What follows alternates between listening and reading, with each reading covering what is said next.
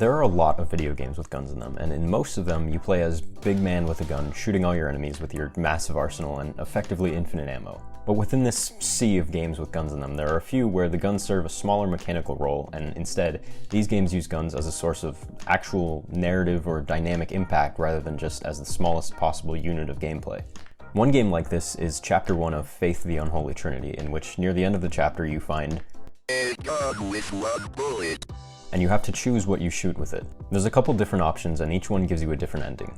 You can shoot the possessed girl who you've been trying to exorcise, which leads to the police arresting you for murder. You can shoot a dead fox, which leads to you getting killed by cultists. And there's a few more, but the canon ending is where at first you don't shoot anything, you just leave, but then you shoot a little demon child who comes out of the woods and tries to kill you, leaving your mission unfinished and your character traumatized. I find this really cool because of how much narrative impact it has and how important that choice feels, as opposed to if this were a shooter game and you were just shooting demons left and right and up and down.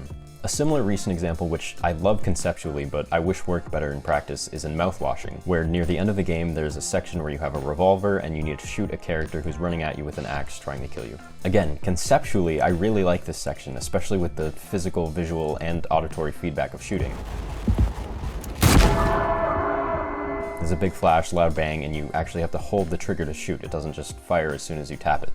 Unfortunately, the enemy's AI is kind of annoying to hit because he just runs at you and insta-kills you if you get too close, but if you see him, he'll immediately just book it in the opposite direction. If you're playing on a controller, it can take a solid couple minutes just to shoot him once, and you have to get him 3 times. Actually, this is kind of a sidebar, but this is my only real criticism with Mouthwashing, so I'm going to talk about it anyways. The ending of this game is like 3 or 4 weird puzzle gameplay segments in a row, which really slows things down and makes the ending overall a little weaker. I think the devs realized somewhere near the end of development that there wasn't a lot of actual gameplay, so they forced these into the ending to pad it out. Which sucks, because I think it would have been fine if these were spaced out better, if there were just like 1 or 2 less of them. This game is primarily a narrative experience anyways, so I'm not really playing it for puzzles like this, and when they're crammed into the ending, it just makes me want to get it over with. Aside from that though, this game is sick. Like, the atmosphere, characters, visuals, audio, it's all amazing. But anyways, aside from my criticisms with the enemy AI, this segment and how significant the gun is narratively is really cool when you think about how guns are treated in most other games that they're in. The Long Dark is a really cool narrative survival game which has guns, and it's definitely in the camp of every shot matters. In both the story mode and survival mode, your arsenal won't be that big and you don't find a lot of ammo around the map, so when you choose to shoot something, you have to be sure that the shot you're taking is worth it.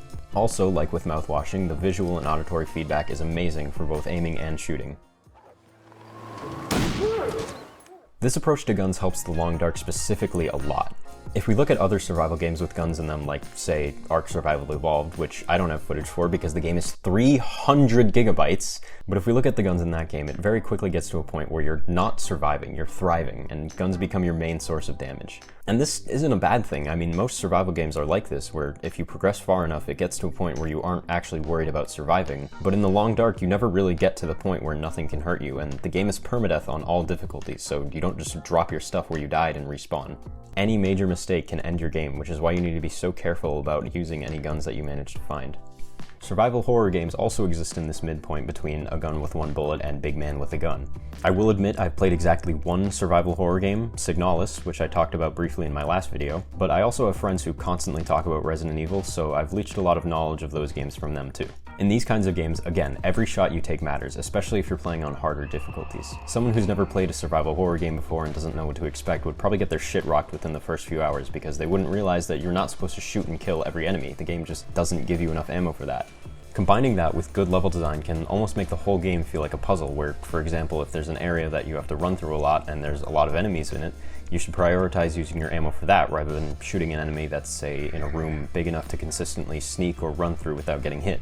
There's another side to this too, not quite the opposite, but still completely different. Games where there are guns and they are a major mechanic, but dynamically they end up not being very impactful, at least in my opinion.